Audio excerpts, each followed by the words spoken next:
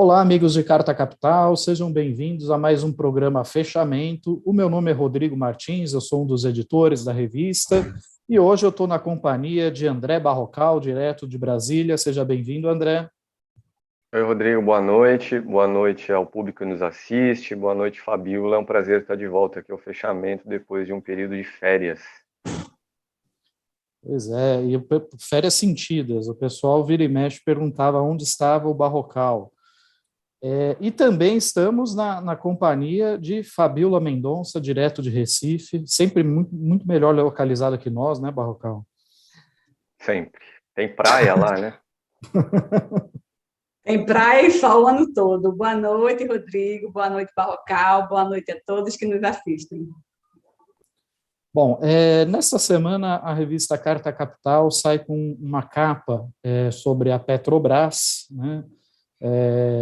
O petróleo não é nosso, que fala aí sobre essa empresa estatal que ela tem suma importância para a economia brasileira, não só porque é a empresa que mais gera recursos, a empresa mais rica do país, mas também porque a produção de petróleo, o preço do petróleo e dos combustíveis acaba influenciando a inflação de todos os produtos que são consumidos no Brasil, e certamente a Petrobras é um tema que vai movimentar as eleições deste ano, seja por aqueles candidatos que optam por querer privatizá-la a todo custo, seja por parte daqueles que, a exemplo de Lula, gostariam de ter aí uma, enfim, uma influência maior do governo nos rumos da empresa para que ela cumprisse um papel social que hoje não é cumprido, uma vez que, desde Temer, atrelou-se, né, o preço dos combustíveis à variação do preço do petróleo no mercado internacional.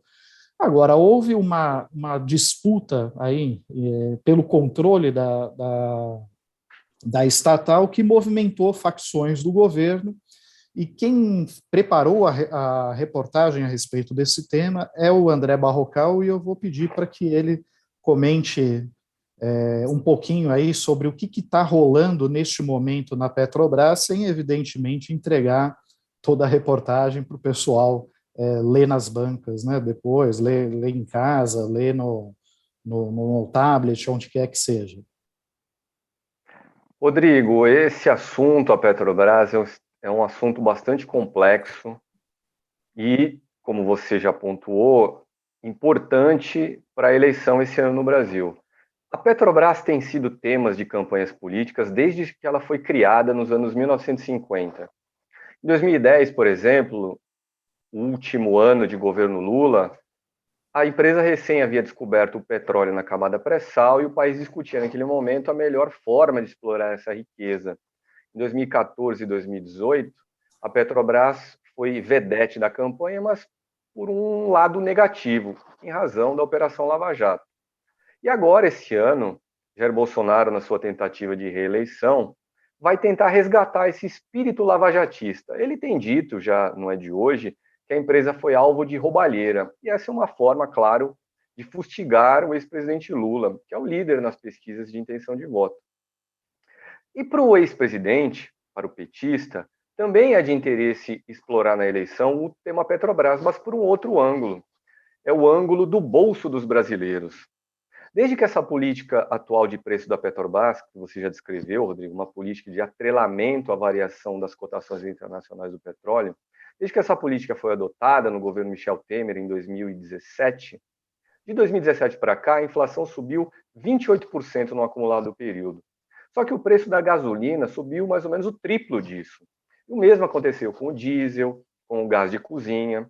E o que aconteceu com o salário médio dos trabalhadores brasileiros nesse mesmo período? Se a gente comparar dezembro de 2021 com dezembro de 2017, esse salário encolheu 7%. Quer dizer, a inflação sobe, a gasolina encarece, mas o bolso do brasileiro tem cada vez menos dinheiro. Resultado, empobrecimento. E é esse o aspecto, então, que interessa para o ex-presidente Lula explorar na campanha. E foi de olho nessa reeleição que houve, nos últimos dias, uma tentativa de parte do centrão governista, basicamente seus dois principais líderes, presidente da Câmara, Arthur Lira, e o chefe da Casa Civil de Bolsonaro, Ciro Nogueira, de tentar retomar o controle político da empresa. E o presidente Bolsonaro, de olho na reeleição, concordou com essa operação.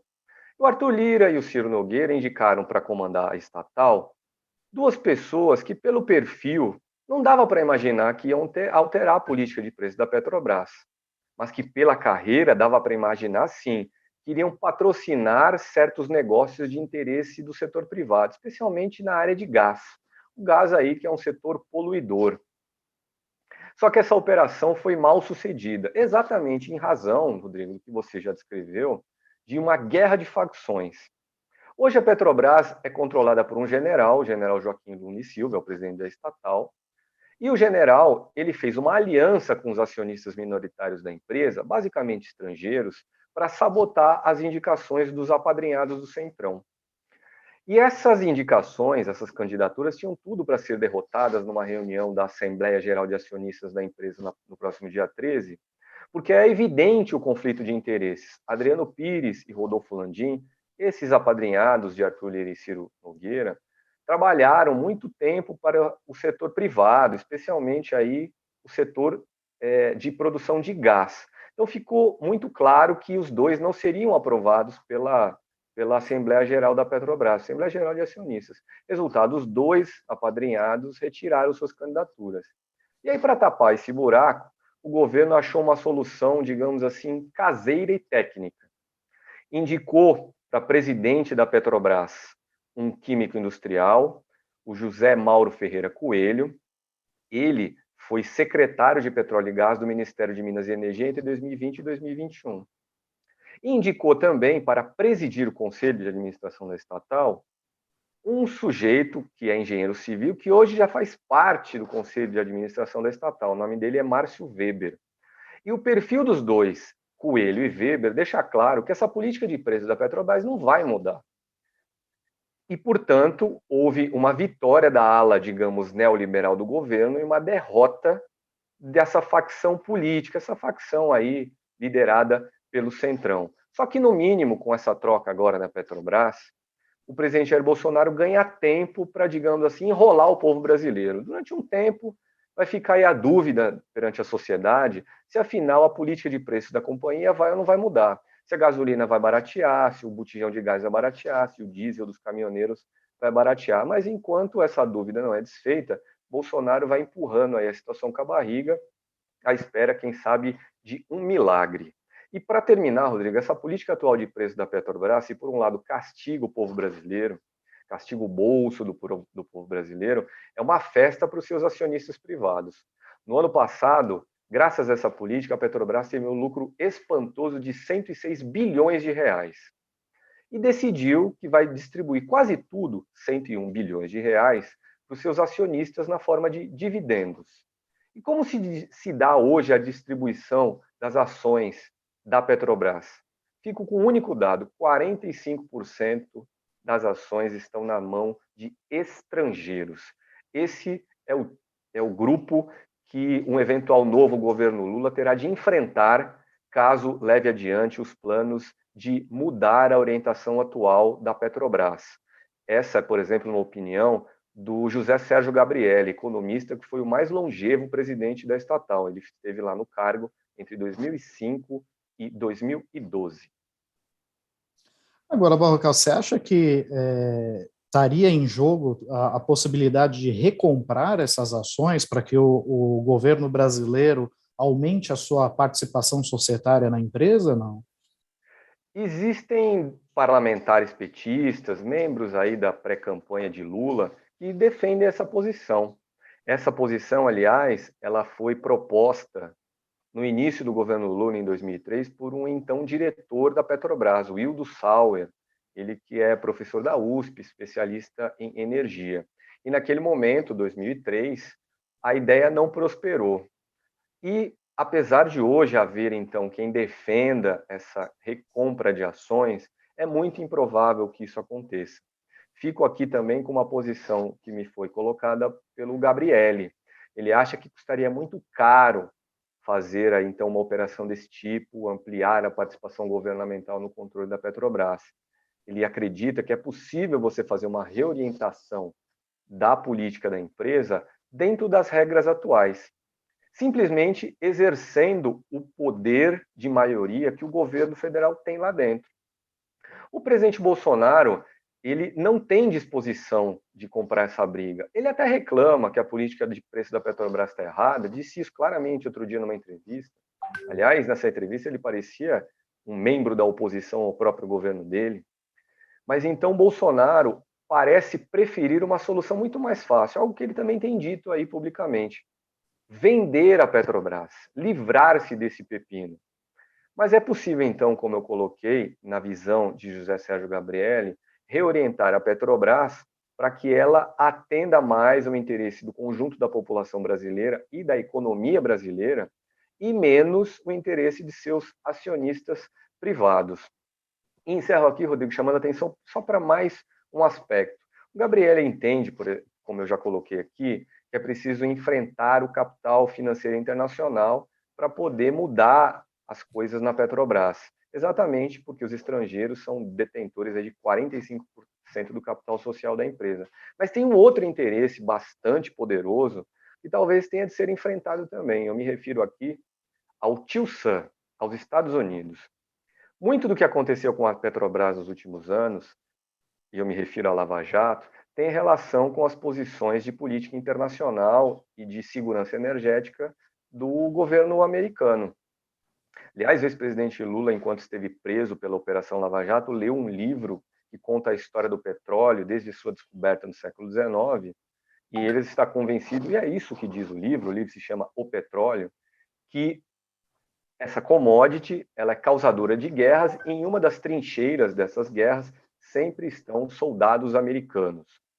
Mas, voltando, o interesse americano talvez tenha de ser enfrentado novamente para uma reorientação da Petrobras por algo que agora a gente vê claramente em razão da guerra na Ucrânia.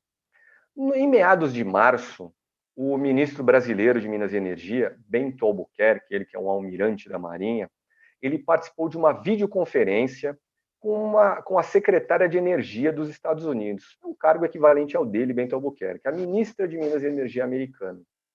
E o que pediu essa ministra ao Bento Albuquerque? Pediu que o Brasil aumente a sua exportação de petróleo cru. E por que isso?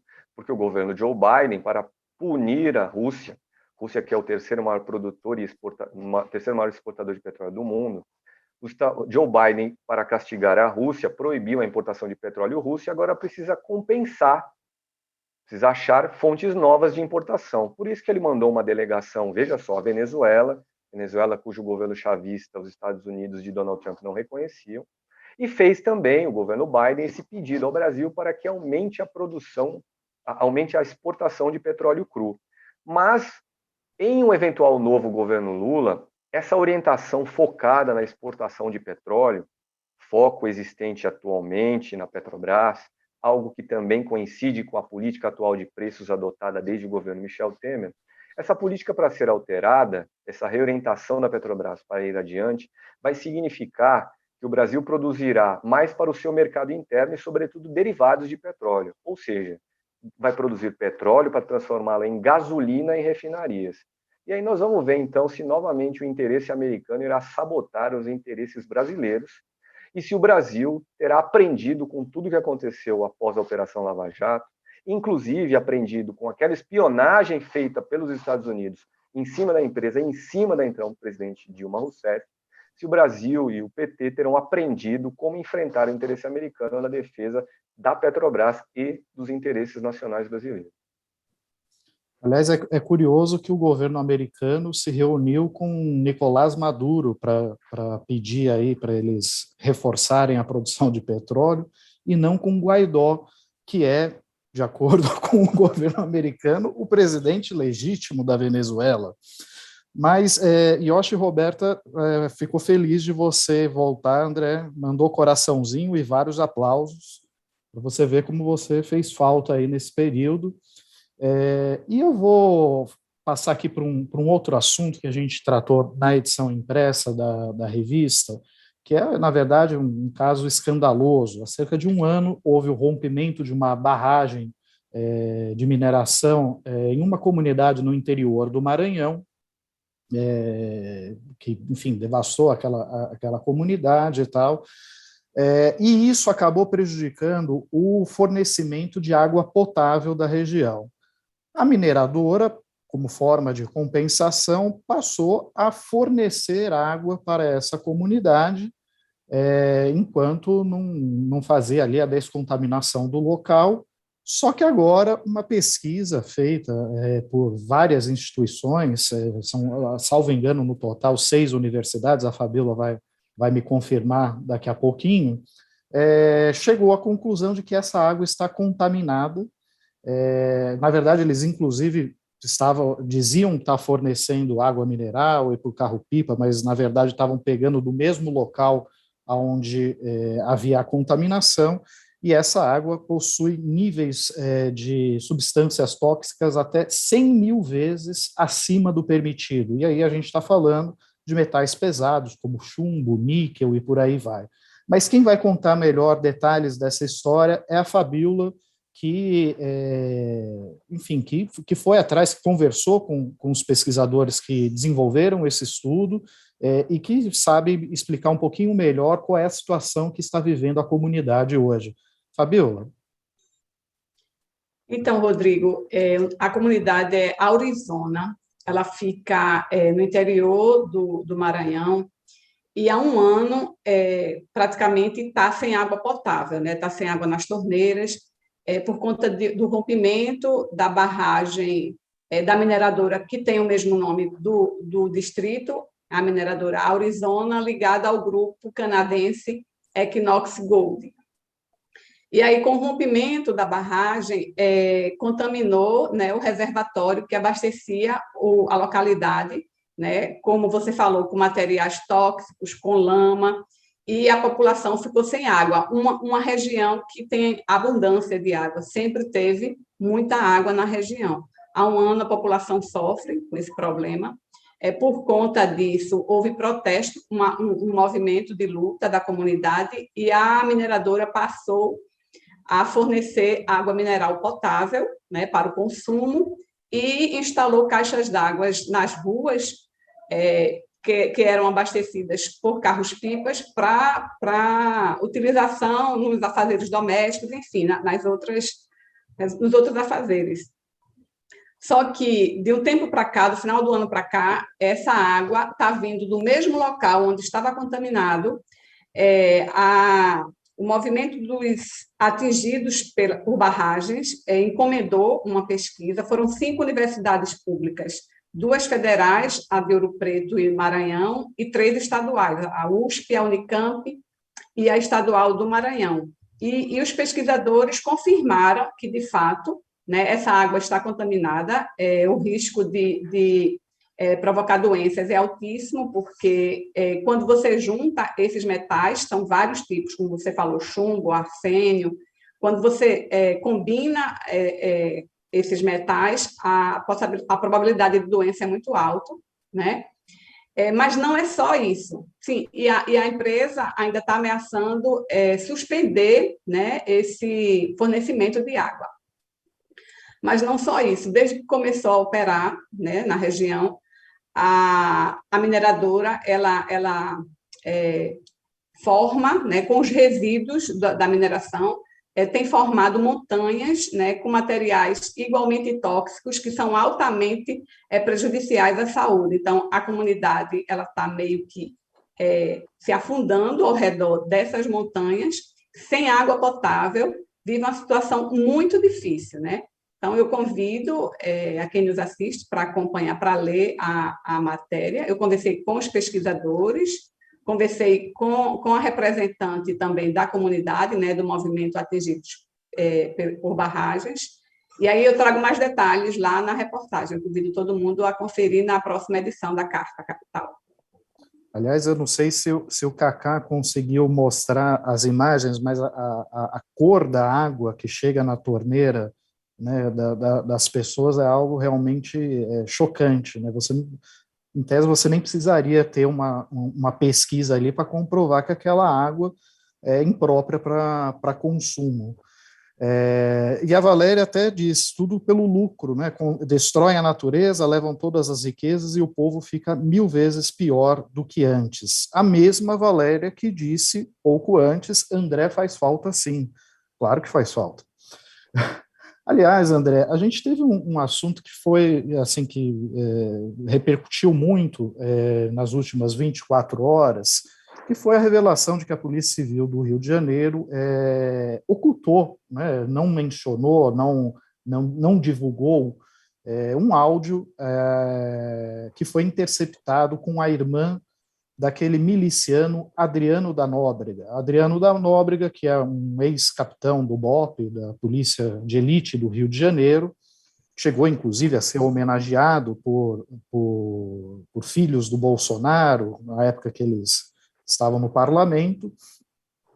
E esse capitão, investigações revelaram que ele não só chefiava, né, uma milícia no Rio de Janeiro, como ele também era um dos chefes do chamado Escritório do Crime, nada mais é um grupo aí de assassinos mercenários, né, que atuava no Rio de Janeiro. Pois bem, esse Adriano da Nóbrega, ele acabou fugindo da polícia, foragiu para o interior da Bahia e acabou numa operação policial sendo morto, né?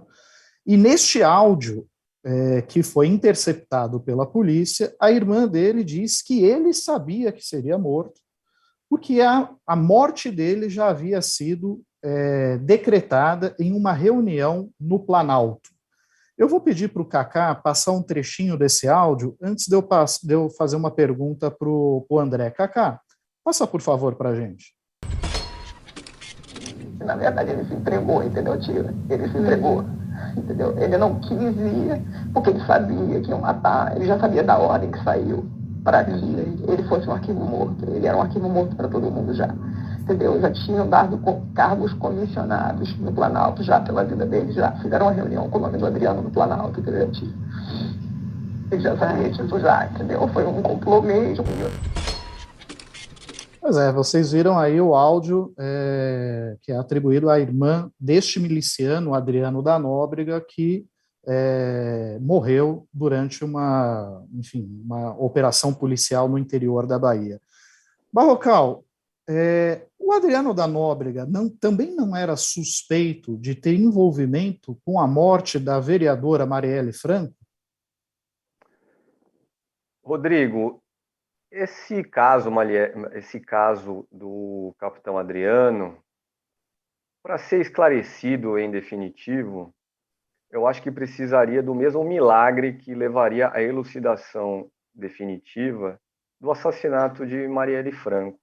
Não creio que algum dia a gente vá ver esclarecido esse crime contra Marielle, assim como não teremos certeza sobre todas as razões que levaram à fuga de Adriano da Nóbrega, a sua, digamos assim, execução durante um cerco na Bahia em fevereiro de 2020.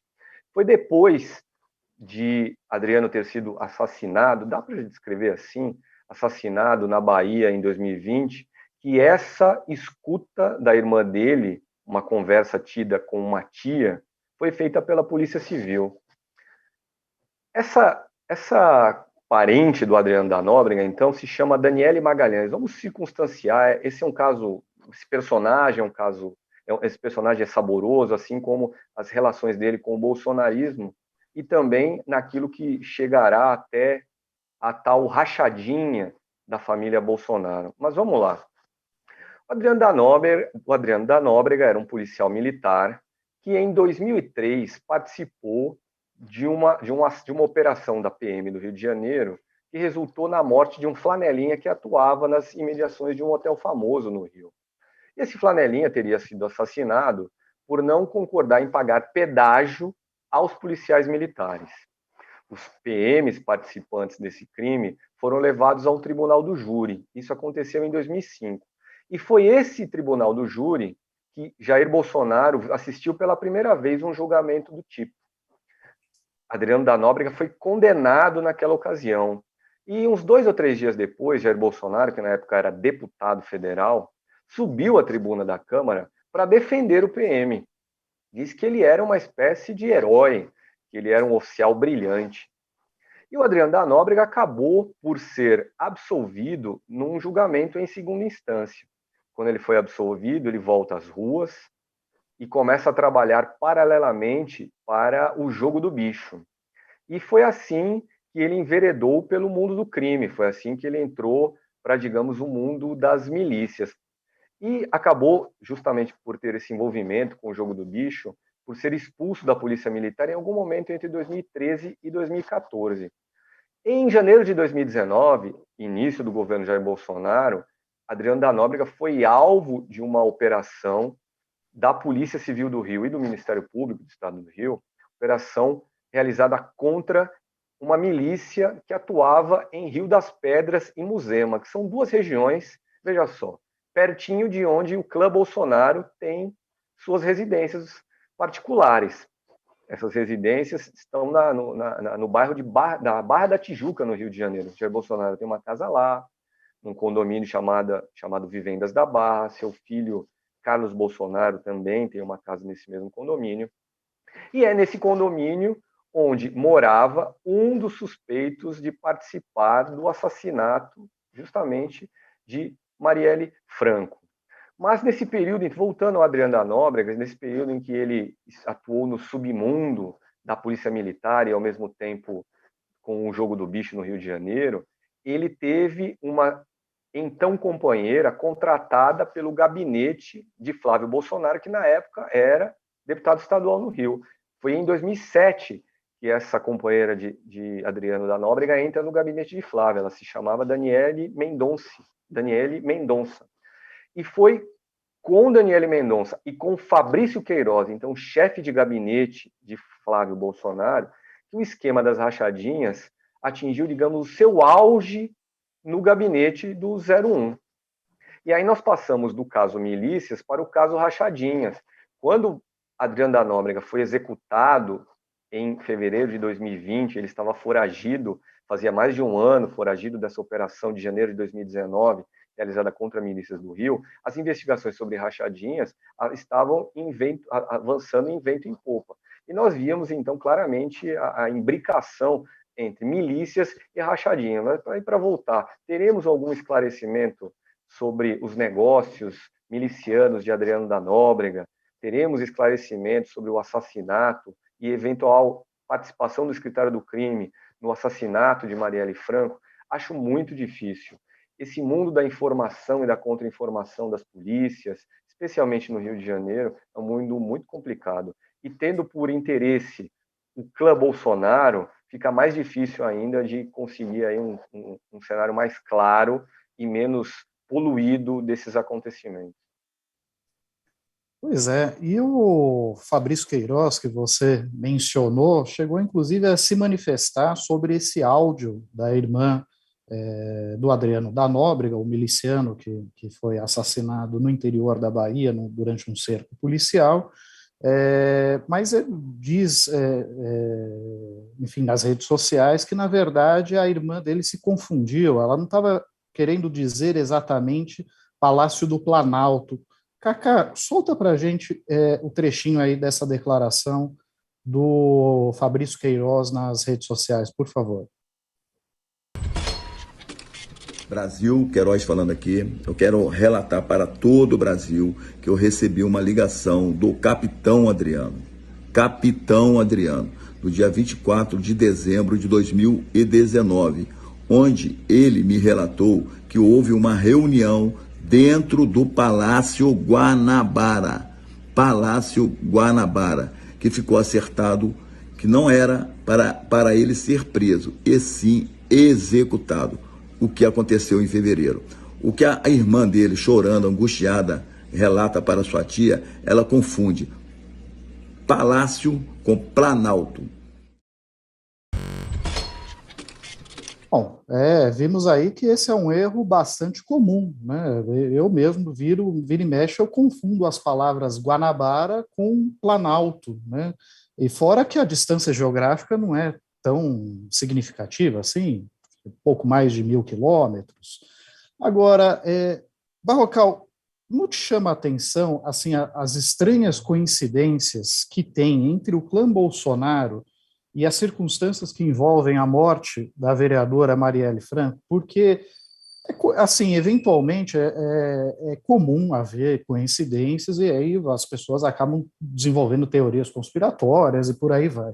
Mas veja só, Adriano da Nóbrega, que é apontado como chefe da milícia de Rio das Pedras, um dos líderes do escritório do crime, de onde saíram os assassinos de Marielle, ele empregou a companheira dele, a mãe dele, no gabinete de Flávio Bolsonaro. Ele recebeu homenagens do clã Bolsonaro. Um dos executores da Marielle Franco morava no mesmo condomínio, era vizinho de Jair Bolsonaro. O outro ostentava foto com Bolsonaro. Agora a gente tem um áudio da irmã desse miliciano dizendo que a morte dele havia sido acertada no Planalto, embora provavelmente ela deva ter se confundido aí com essa palavra próxima chamada Guanabara. Não é coincidência demais, não? Sim, sem dúvida, Rodrigo. Agora, só um comentário aqui, digamos, irônico a respeito de erros de geografia. No próximo dia 21 de abril, teremos mais um aniversário da invasão portuguesa ao Brasil, em 1500.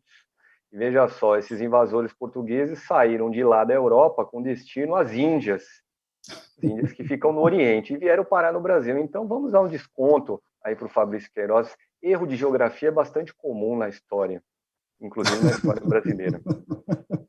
Mas, de fato, repito, Rodrigo, esse assassinato de Marielle Franco e os interesses e as ligações da família Bolsonaro serão muito difíceis de esclarecer aí, seja hoje, seja num outro governo, e não o governo de Jair Bolsonaro, porque as polícias, esse mundo da contra-informação, são universos complexos.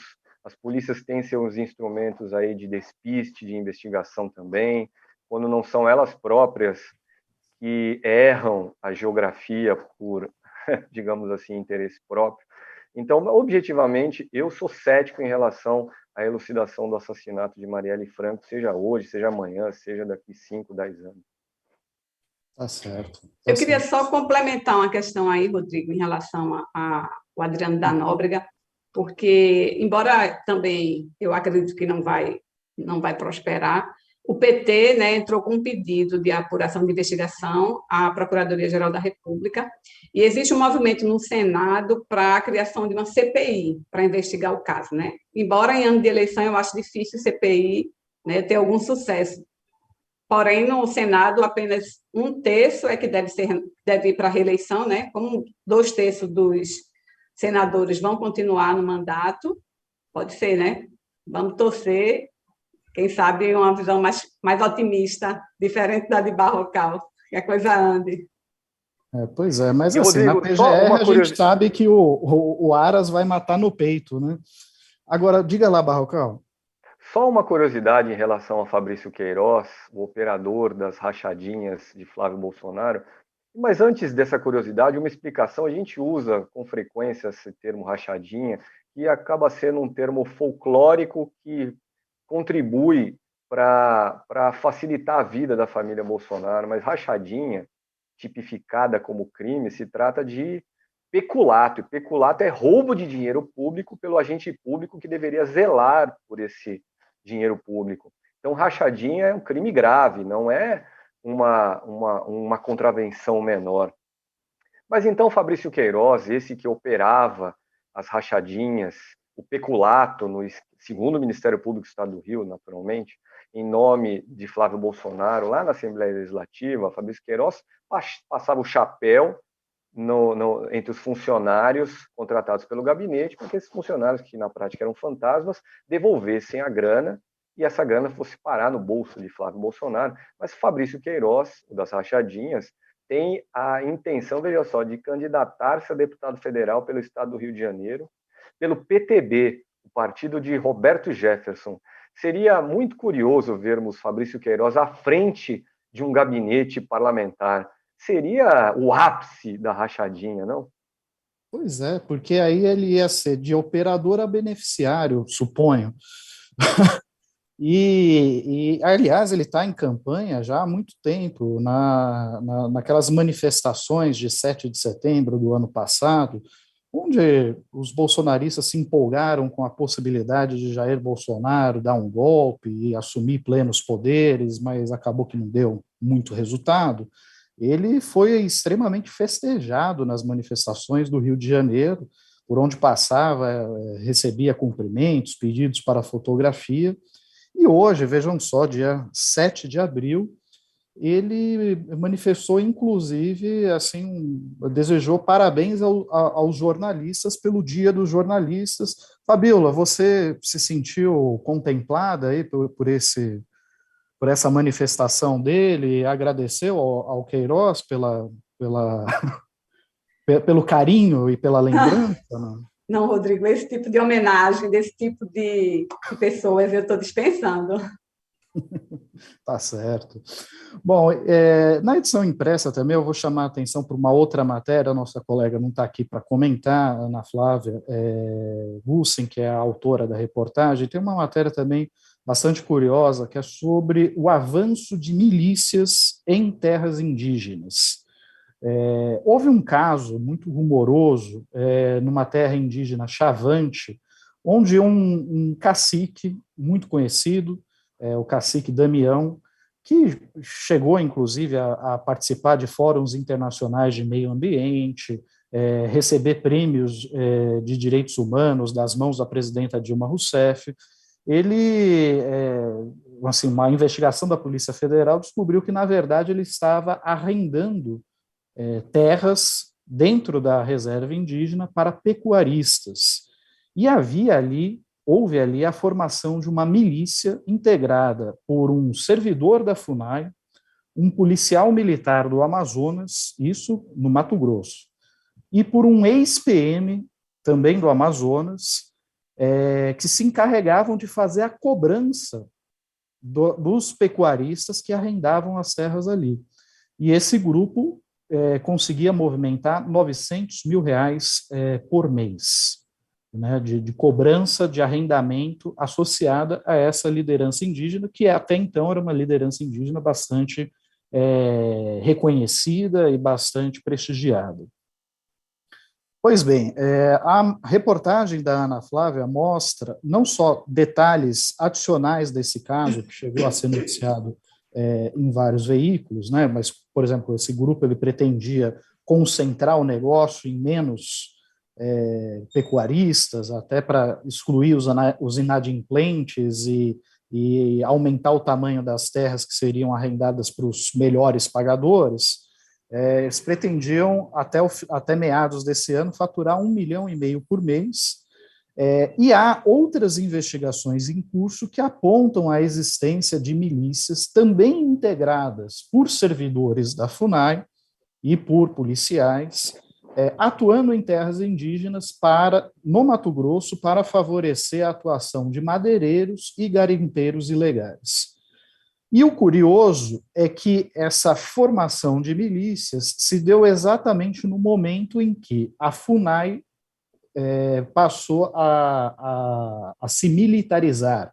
Hoje, das 24 regionais da FUNAI na Amazônia Legal, ao menos 17, salvo engano, eu vou checar o número, elas são controladas, 14 são controladas por militares, né?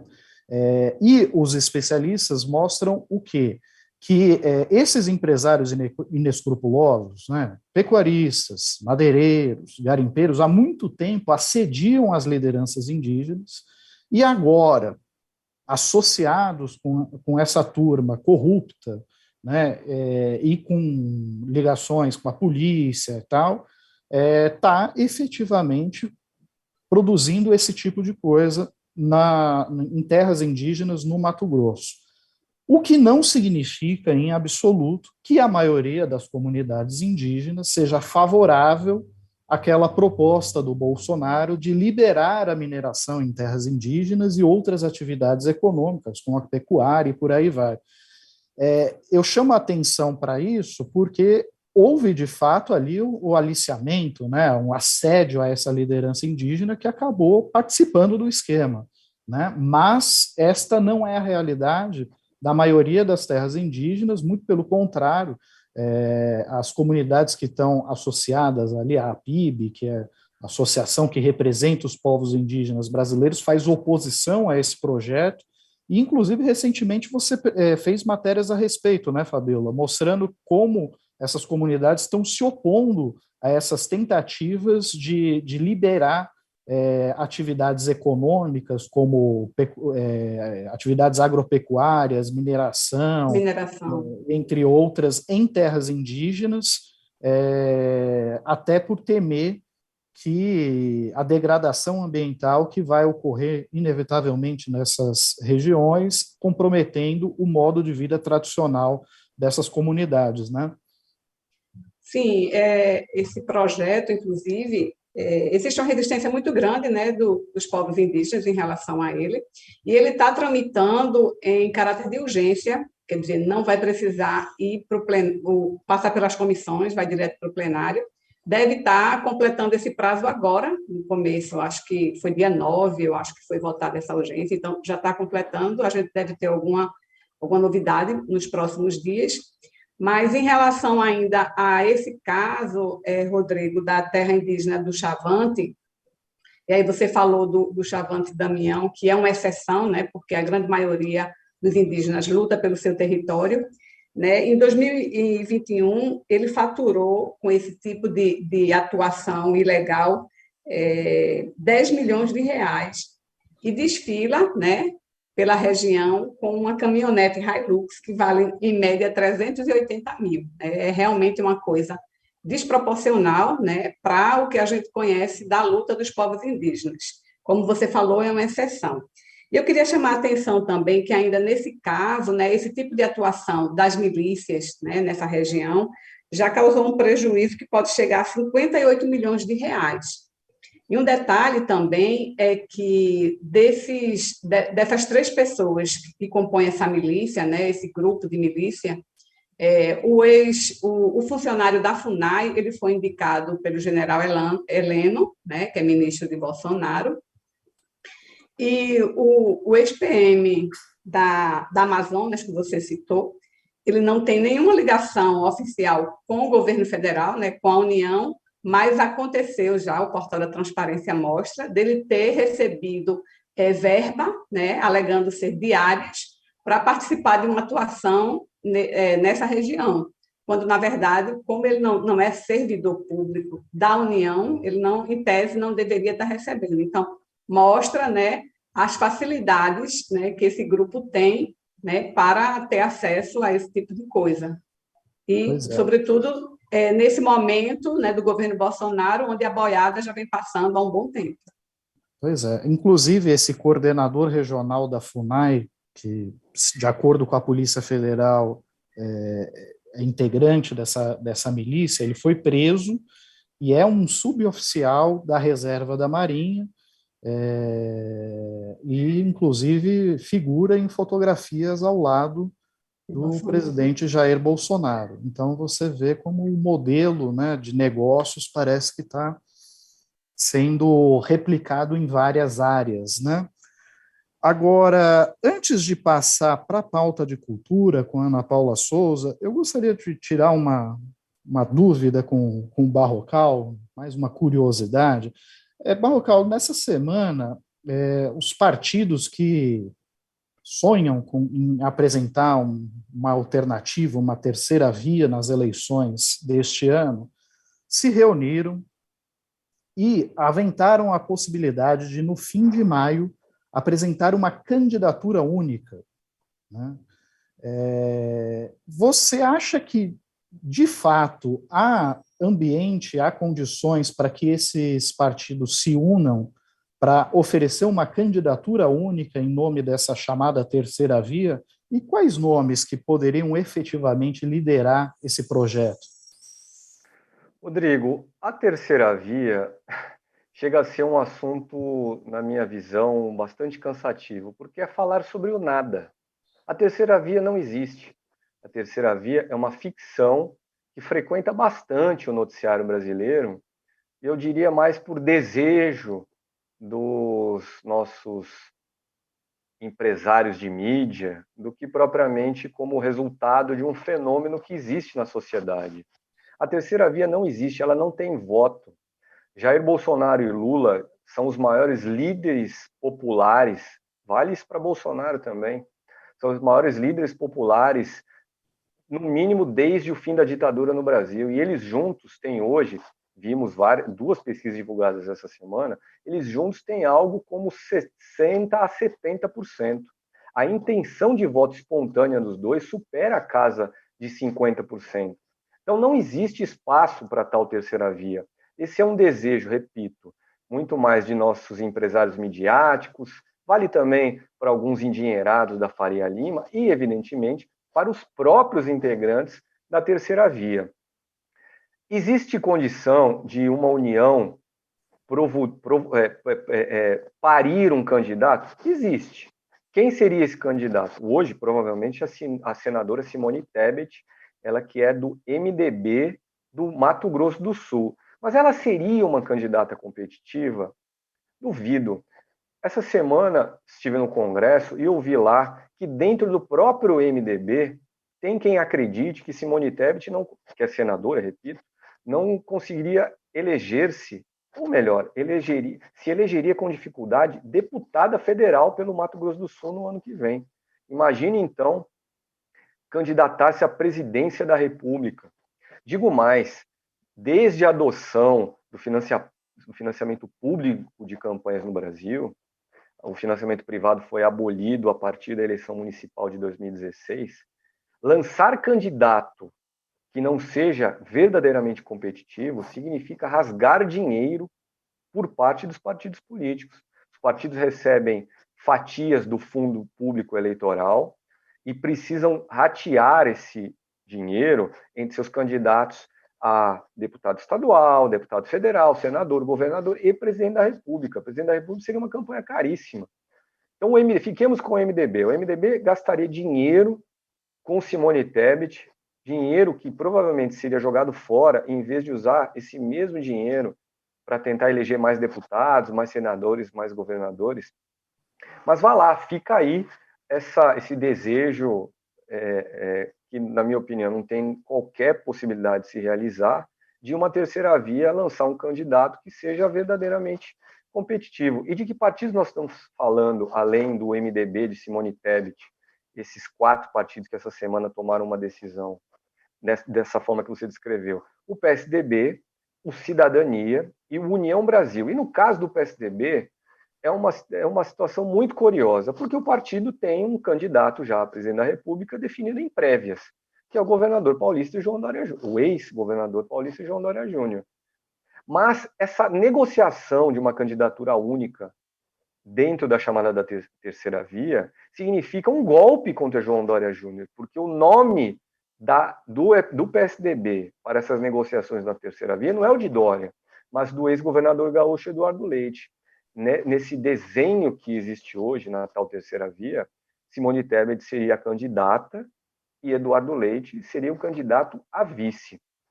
Mas, em resumo, Rodrigo, essa terceira via é algo que consome muito espaço na mídia e não tem qualquer possibilidade de se transformar numa candidatura competitiva, o que dirá ganhar a eleição para presidente esse ano no Brasil.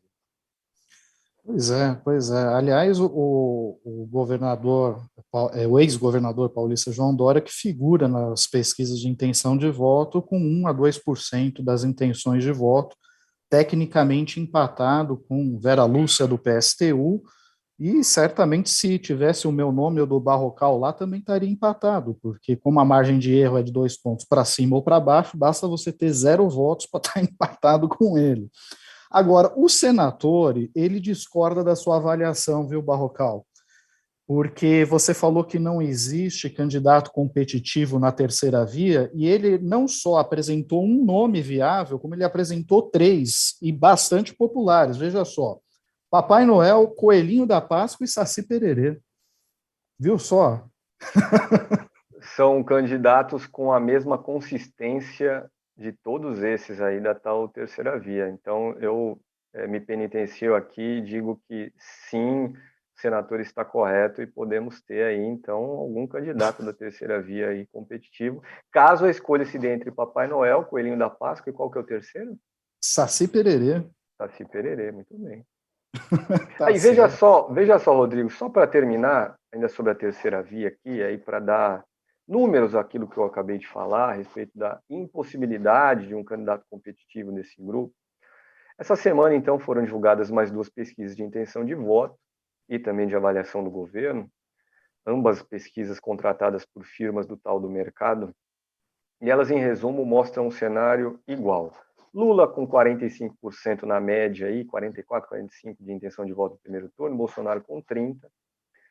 E em uma dessas pesquisas, temos lá a pergunta, você prefere que ganhe quem? É, digamos, uma tentativa de medir a torcida de Lula, de Bolsonaro e da terceira via.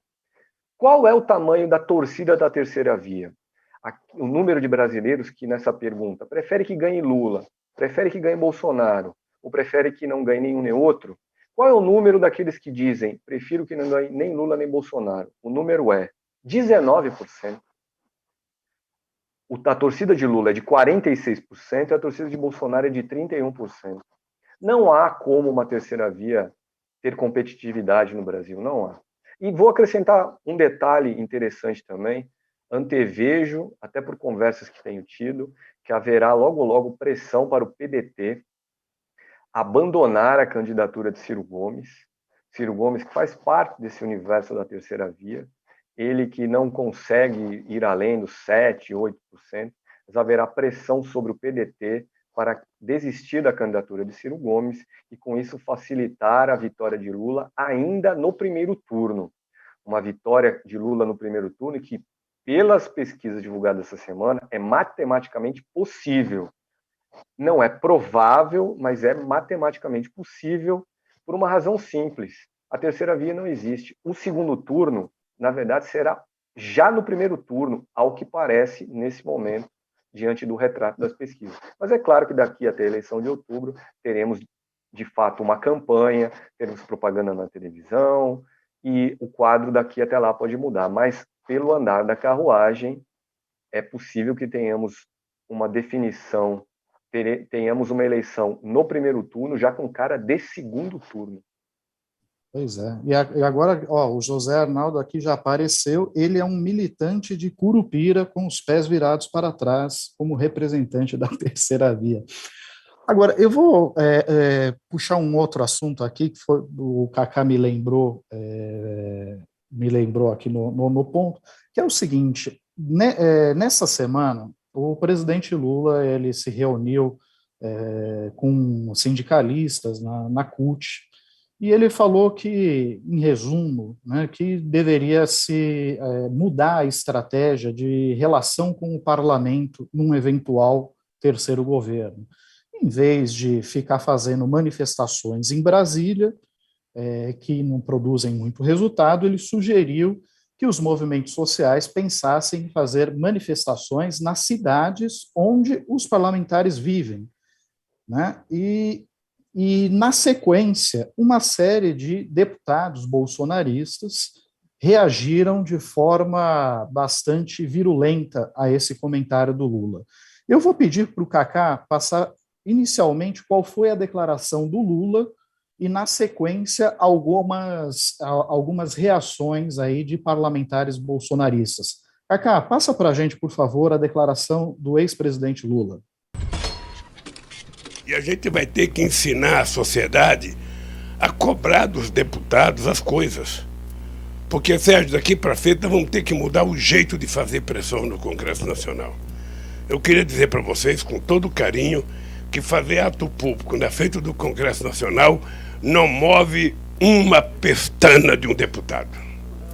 Você conhece lá dentro do plenário, aqui tem gente que conhece. Quando a gente está dentro do plenário, a gente não sabe se está chovendo lá fora, se está caindo canivete aberto, se está caindo granizo, a gente não sabe se estão xingando a gente ou xingando por dentro. Você só vai saber dos atos quando você chega em casa que liga a televisão. Agora é engraçado que a gente não aprendeu, com o movimento que a gente tem, a fazer pressão na cidade onde as pessoas moram. Os deputados têm casa. Então, se a gente, ao invés de tentar alugar um ônibus, gastar uma fortuna para vir em Brasília, quer ver, não resulta em nada. Se a gente pegasse, mapeasse o endereço de cada deputado e fosse 50 pessoas na casa do deputado, não é para xingar não, é para conversar com ele, conversar com a mulher dele, conversar com o filho dele, incomodar a tranquilidade dele. Eu acho que surte muito mais efeito do que a gente vir fazer a manifestação em Brasília. Bom, pois é, você viu aí a recomendação do presidente Lula de, inclusive, que não se xingasse os parlamentares, que buscasse, na verdade, estabelecer um diálogo ali com os familiares dele e tal, mas que incomodasse de alguma forma no local onde eles vivem. E agora nós vamos ver a reação dos parlamentares bolsonaristas a essa proposta do ex-presidente Lula.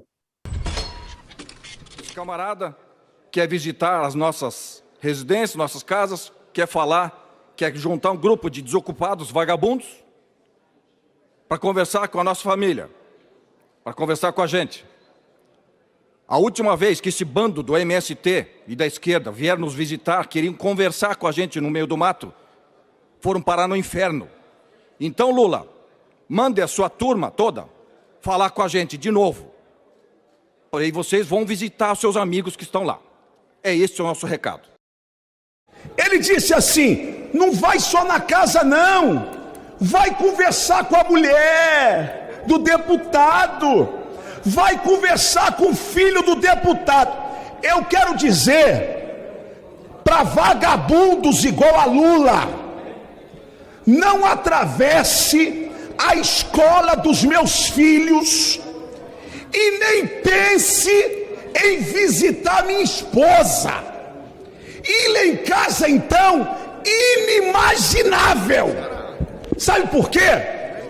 Lá no Rio de Janeiro, isso é no Rio, é na bala.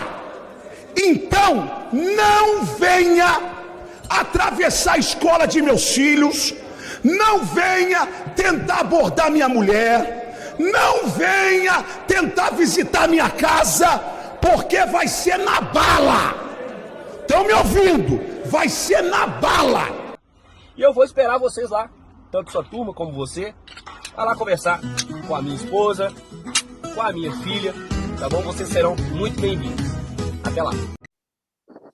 Pois é, vimos aí a reação dos parlamentares bolsonaristas, a primeira delas aí é para quase uma confissão, né, de um crime. Aparentemente ele está se referindo ali a militantes do Movimento Sem Terra que ele despachou para o inferno, ou ele, ou conhecidos, vai saber. E os demais aí falando abertamente em receber Lula à bala. E eu só chamo a atenção para isso pelo seguinte: nós estamos em um governo que está incentivando o armamento da população brasileira, né? O que levou a uma corrida aí para ter acesso às armas, né? A um aumento significativo do número de registro de novas armas, a um aumento das importações de armas para o Brasil, e a gente vê o grau de irresponsabilidade desses parlamentares que estão, na prática, dizendo para suas bases reagir com violência, né? Eu acho que se o judiciário não se manifestar em relação a esse tipo de ameaça, que é uma ameaça explícita, né? A gente pode esquecer que isso daqui não é um Estado democrático de direito, porque é inaceitável que um parlamentar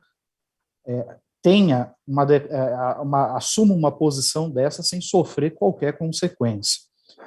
Mas vamos seguir aqui com o nosso programa. Eu vou pedir para a Ana Paula Souza falar um pouquinho sobre a pauta de cultura da revista, os principais destaques da seção plural da edição desta semana de Carta Capital.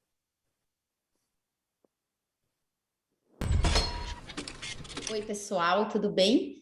A reportagem principal do Plural essa semana é sobre teatro e ela foi feita pelo Lucas Neves.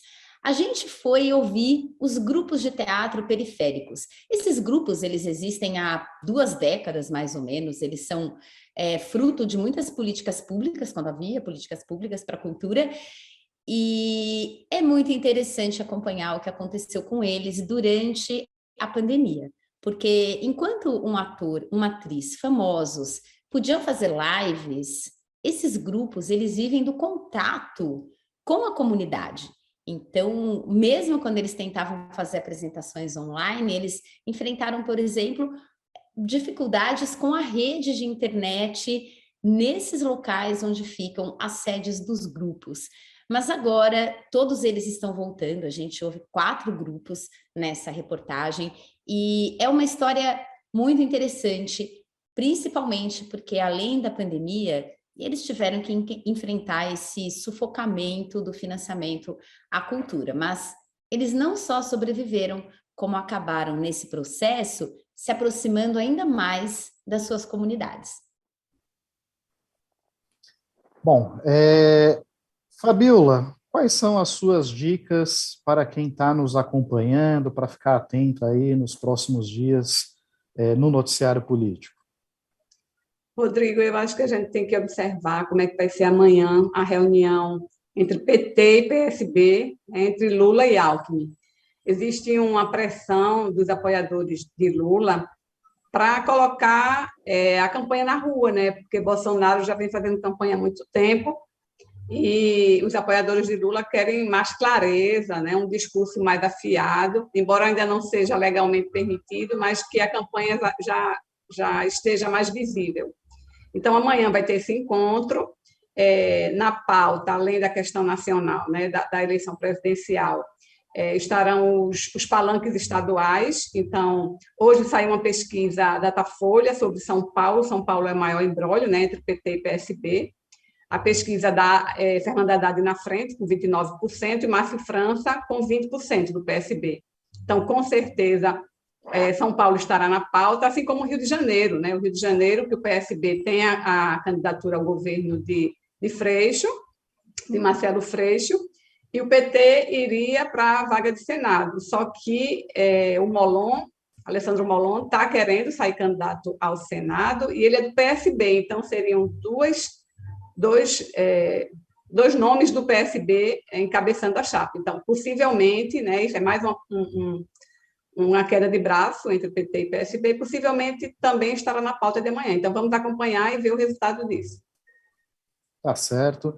E, Barrocal, qual é o seu convidado para o programa Poder em Pauta amanhã e qual é a sua dica da semana? Bom, Rodrigo, amanhã às 16 horas, aqui no canal de Carta Capital no YouTube, no Poder em Pauta, eu entrevisto o senador Randolph Rodrigues, ele que é líder da oposição no Senado e um cotado para compor a futura coordenação de campanha do ex-presidente Lula. E será uma entrevista sobre, principalmente, os escândalos recentes do MEC, Ministério da Educação. E é esse tema, escândalos do Ministério da Educação, que eu quero abordar aqui nos meus comentários finais. Essa semana, a Comissão de Educação do Senado ouviu o depoimento de alguns prefeitos sobre aquela história de que existem pastores intermediando, em troca de propina, a liberação de verba do MEC, justamente para municípios. E alguns desses prefeitos ouvidos pelos senadores confirmaram que sim, os pastores cobravam propina, intermediavam essa liberação de verba, e o senador Randolph Rodrigues, por exemplo, é defensor da criação de uma CPI do MEC para investigar esse assunto. E há um aspecto desse escândalo que precisa ser esclarecido e não foi abordado na Comissão de Educação aí com esses prefeitos. Qual é? O ex-ministro Milton Ribeiro, ex-ministro da Educação, que é um pastor, ele disse em um áudio obtido e divulgado pela Folha de São Paulo que abriu as portas do MEC para os pastores lobistas, a pedido de quem? Do presidente da República. Então é preciso saber, afinal, por que Jair Bolsonaro pediu para o MEC dar atenção especial a pastores. Vamos lembrar aqui, acho que é uma comparação pertinente. No caso de vacinas, né, também que tiveram aí negociações esquisitas no Ministério da Saúde, nós vimos religiosos na função de lobistas procurando o presidente da República para conseguir selar negócios que na prática significariam pagar mais dinheiro público por vacinas, porque haveria nessas transações propina. Então, o escândalo do Ministério da Educação, o escândalo dos pastores lobistas, merece atenção, pode vir a ser objeto de uma CPI no Senado. O senador Randolfo Rodrigues recolhe assinaturas para essa CPI, e nessa semana nós vimos o surgimento de outro escândalo no MEC, que foi aí a tentativa de compra superfaturada de ônibus. Depois que esse assunto veio a público, o governo federal, apesar de ter levado adiante a licitação, concordou em, digamos assim, reduzir o superfaturamento de 700 milhões para algo em torno de 200 milhões, mas ainda assim a licitação trabalhou com valores acima dos valores de mercado. O Tribunal de Contas da União, que é um órgão auxiliar do Congresso na vigilância do governo, embargou essa licitação, embora ela tenha sido realizada, ela não poderá ter desdobramentos concretos enquanto o TCU não der, então, a sua autorização. E quem são os dois personagens fundamentais desse rolo com ônibus no Ministério da Educação? Um é o presidente do FNDE, é o Fundo Nacional de Desenvolvimento da Educação. O nome desse presidente é Marcelo Ponte. Quem é Marcelo Ponte? Ele foi chefe de gabinete de Ciro Nogueira, que é hoje chefe da Casa Civil de Bolsonaro, quando Ciro Nogueira era senador. E o outro personagem é Garigã, agora me foge o sobrenome, Garigã Amarante, me recordo agora o seu sobrenome, ele é um dos diretores do FNDE, e quem foi, ou quem é Garigã Amarante, foi chefe de gabinete de Valdemar Costa Neto, quando Valdemar Costa Neto era deputado. Valdemar Costa Neto, que é o presidente do PL, o partido de Jair Bolsonaro, e Ciro Nogueira, que é o chefe licenciado do PP, o segundo maior partido aí do dito Centrão. Então, esse assunto do Ministério da Educação, esse escândalo dos pastores lobistas, o superfaturamento de ônibus, é algo que precisa continuar sendo observado aí pelo Congresso Nacional, quem sabe na forma de uma CPI, e então é um assunto para a gente discutir aqui, repito, no Poder em Pauta amanhã com o senador Randolfo Rodrigues. Pois é, Valdemar Costa Neto, Fernando Collor, o presidente Jair Bolsonaro sempre anda em companhia muito boa e honesta. Aliás, assim, o que eu acho lamentável de tudo isso é a gente não poder contar com a Procuradoria-Geral da República para nada, porque tudo que envolve algo que possa ameaçar o governo, o Procurador-Geral mata no peito e dá um jeito de esconder para debaixo do tapete. Essa semana, então, ele recorreu de uma decisão de uma ministra do Supremo Tribunal Federal que havia recusado o arquivamento de uma investigação contra Bolsonaro no caso da Covaxin. Naquele episódio, o presidente da República ele foi acusado de prevaricação por ter sido alertado sobre as irregularidades na compra da vacina indiana, mas não ter feito absolutamente nada. A Procuradoria-Geral da República chegou à conclusão de que não havia crime algum, porque ele não tinha a responsabilidade de denunciar o caso para ninguém. A ministra do Supremo Tribunal Federal discordou, acha que sim, que ele tinha a responsabilidade de comunicar aquilo às autoridades competentes. E agora, o Procurador-Geral da República, Augusto Aras, recorreu dessa decisão e pediu para que ela leve o caso ao plenário do Supremo Tribunal Federal, porque ele quer, a todo custo, arquivar a investigação contra o presidente da República. Então, essa é mais uma, né, das 1000 manobras do senhor Augusto Aras para proteger Jair Bolsonaro, que é o homem responsável pela sua nomeação e sua recondução ao cargo de Procurador-Geral da República. Bom, pessoal, encerramos por aqui. Eu agradeço muito a audiência e a paciência de todos. Até a próxima ocasião. Tchau, tchau.